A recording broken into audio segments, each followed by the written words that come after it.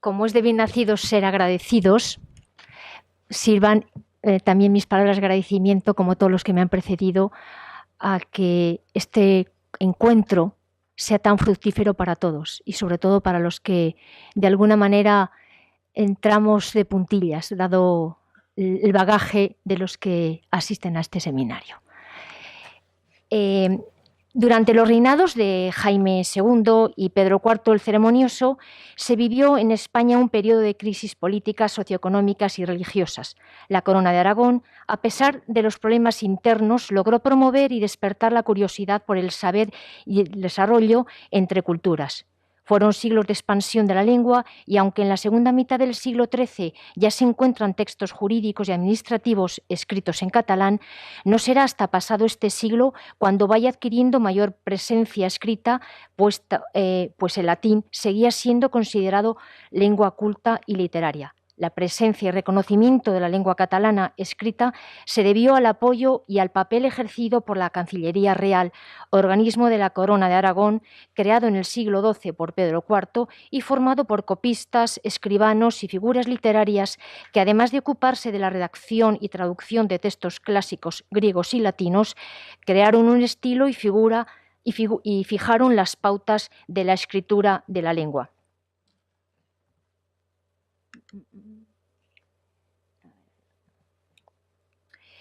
Con el paso del tiempo, este apoyo y desarrollo cultural fue arraigando y concediendo un mayor reconocimiento a las traducciones de autores clásicos, convirtiéndose en una vía de comunicación entre las dos culturas. Es en este periodo cuando empiezan a aparecer versiones de Séneca, Salustio, Valerio Máximo, etc. Tomemos a modo de ejemplo el romancamiento más antiguo que se conoce de los Factorum, Edictorum, Memorabilium del historiador romano Valerio Máximo, traducción catalana de Antoni Canals, 1395, y que más tarde será vertida al castellano por Juan Alfonso de Zamora. Respecto a la vida y obra del traductor, Fray Antonio Canals nació en el Reino de Valencia, 1352-1418, discípulo de San Vicente Ferrer y figura relevante por su producción literaria y labor traductológica. Muy joven ingresaría en la Orden de los Dominicos, estudió en varios conventos de los que tenían los predicadores en la Corona de Aragón, como Valencia, Gerona, Mallorca, Manresa, Lérida, Barcelona. Su amplia formación en disciplinas como en lógica, gramática, teología, le sirvieron de base para su obra. Es considerado uno de los primeros escritores renacentistas de la literatura catalana por sus traducciones de obras clásicas, de las que es notable el libro de Valerio Máximo. El objetivo y sentido de su producción literaria fue el de luchar contra una corriente de escepticismo que ganaba terreno entre sus contemporáneos. Mantuvo una estrecha relación con los monarcas catalanes Juan I y Martín I, y en especial con el infante don Jaime de Aragón. La gran afección que los reyes de Aragón mostraron hacia las letras catalanas fueron la llave que permitió al dominico adentrarse en el mundo de la traducción ante la petición del infante de llevar a cabo la versión catalana de la obra de Valerio Máximo, de Dictis Factisque Memorabilibus. Durante el tiempo que ocupó la cátedra de teología en Valencia, además de dar clase, Canals publicó dos de sus obras, posiblemente las primeras, el libro de Valerio Máximo, versión catalana, compuesto por 9 libros históricos, y el de Confessió, este original, que dedicó a la reina doña Violante. Los estudiosos de su obra tratan de aclarar que el dominico fue sobre todo un traductor que se inspiraba tanto en la cultura cristiana como en la pagana y que respondía siempre a la misma inquietud moralizante de influir a través de la lectura y la meditación. Seducido por la cultura clásica,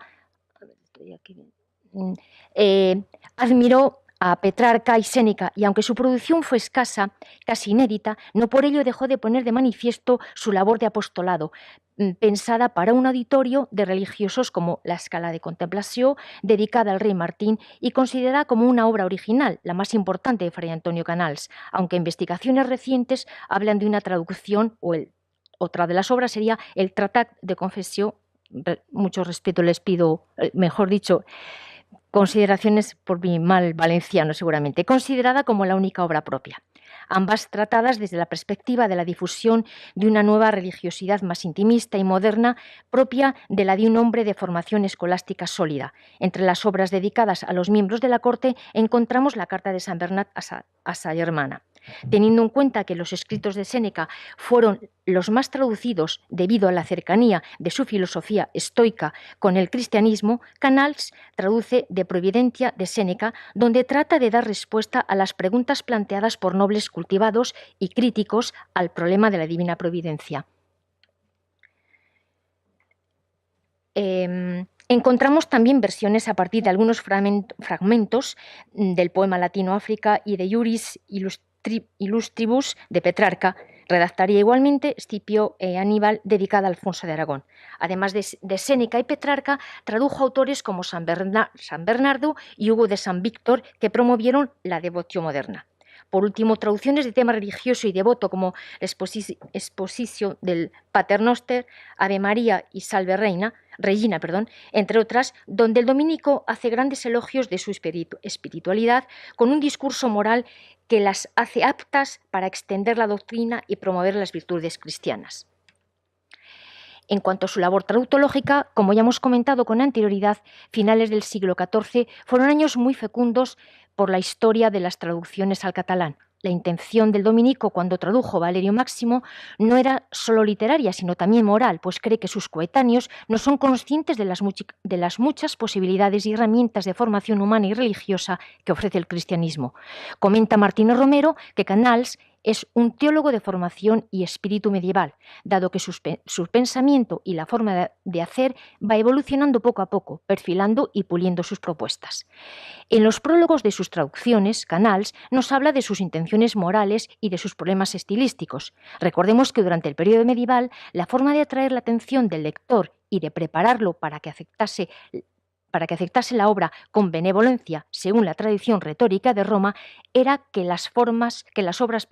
fueran precedidas de un prólogo. Concretamente, en el prólogo a su traducción del Valeri Massim, además de tener noticia de la existencia de versiones catalanas anteriores del autor latino que él mismo considera confusas y poco literales, se desprende que la traducción se llevó a cabo por orden de Fray Jaime de Aragón, que poseía un manuscrito latino y deseaba que las sentencias de Valerio Máximo fueran provechosas a los legos. Canals no dudó en intervenir en la traducción de Valeri Máxim para comentar todo lo que, según él, pudiera ser motivo de explicación. Le preocupaba sobre todo la claridad y la comprensión por parte de sus lectores, y para lograrlo incorporó pasajes y explicaciones en el propio texto. De haber seguido el compromiso de llevar a cabo una traducción literal, tal y como deja dicho en el prólogo, no habría conseguido su objetivo, e intuye que de ofrecer a sus lectores el texto clásico tal cual, este no sería comprendido sin acompañarlo de una larga nota explicativa, por lo que optó por una solución, aunque menos respetuosa, con el original, sí más práctica. Esto, una de las estudiosas de la figura es Avenoza. Estamos ante una traducción muy fiel. Algunos consideran que sus incorrecciones se deben más a los errores del manuscrito desde el que fue vertido que a la impericia del traductor. En lo que respecta a la lengua, comenta que la traducción será a la lengua materna que domina, la valenciana, que lo hace en su vulgada, cito comillas, vulgada lengua anatema valenciana. Este hecho da muestras muy halagadoras hacia el localismo literario. La intención de Canals, a la hora de traducir el libro de Valerio Máximo, era pretender hacer una traducción íntegra y no una selección interesada de informaciones.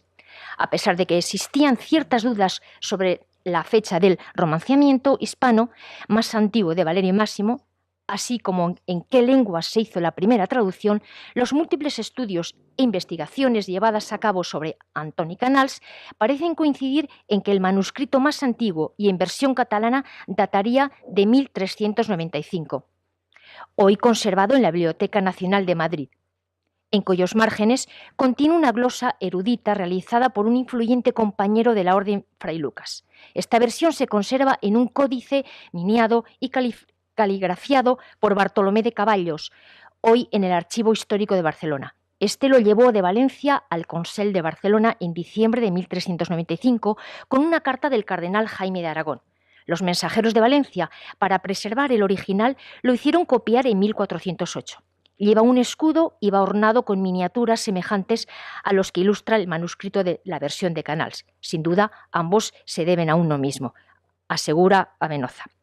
Este hecho confirma que las traducciones hechas al castellano aparecidas son posteriores a esa fecha. Respecto a la lengua catalana, el propio Canals confirma la existencia de una versión anterior a la suya, versiones catalanas cuyas glosas ahogaban el texto. Sin embargo, el dominico optó por realizar una versión catalana rigurosa, tal y como figuraba en el proyecto enumerado en su prólogo, de no incluir glosas, aunque sí incluirá explicaciones que consideraba imprescindibles para la comprensión, llegando incluso a prescindir del texto de Valerio, y lo sustituyó por el comentario al intuir que si ofrecía a sus lectores el texto clásico tal cual, este no sería comprendido sin acompañarlo de una nota explicativa, solución que, aunque menos respetuosa con el original, sí más práctica.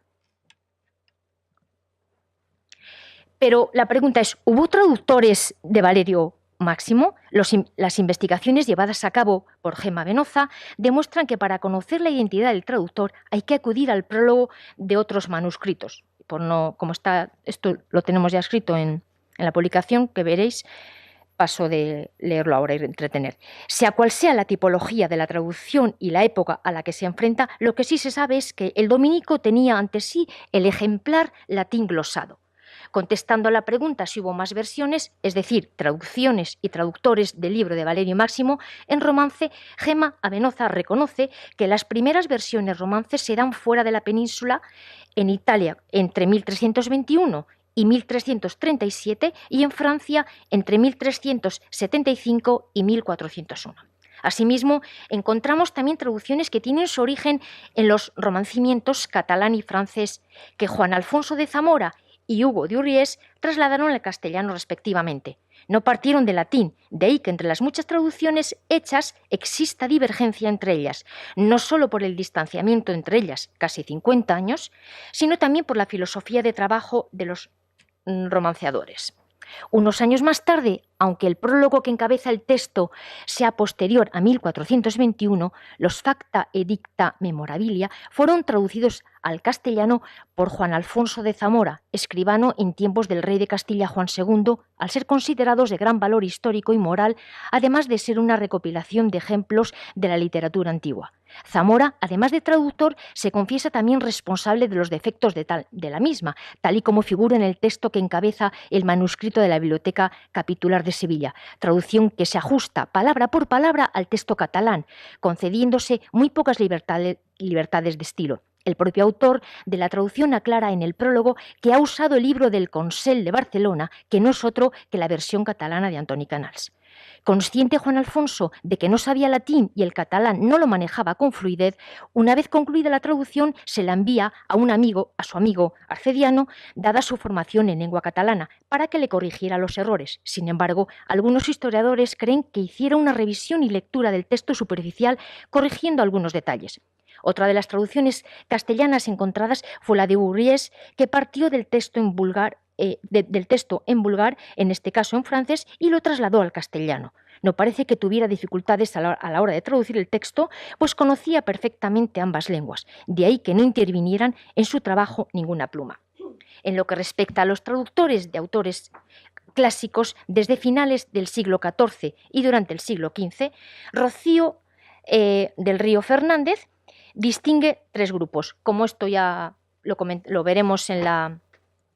el texto original, paso a las conclusiones. Si, como decíamos al inicio, la traducción de una obra a las distintas lenguas romances llevadas a cabo durante el siglo XIV y XV supuso una puerta abierta a la transmisión de la cultura, no por ello estuvo exenta de una enorme complejidad, dificultades que tuvieron que sortear los traductores de ese periodo para que figuras como la del dominico Antonio Canals hicieran accesible y acercaran los textos al lector. Precisamente Rovira reconoce que desde el punto de vista lingüístico el corpus de Canals y sobre todo de la extensa traducción del Dictorum Factorumque Memorabilium constituyen una fuente incalculable de nuevas formas léxicas documentales por primera vez para la lengua catalana.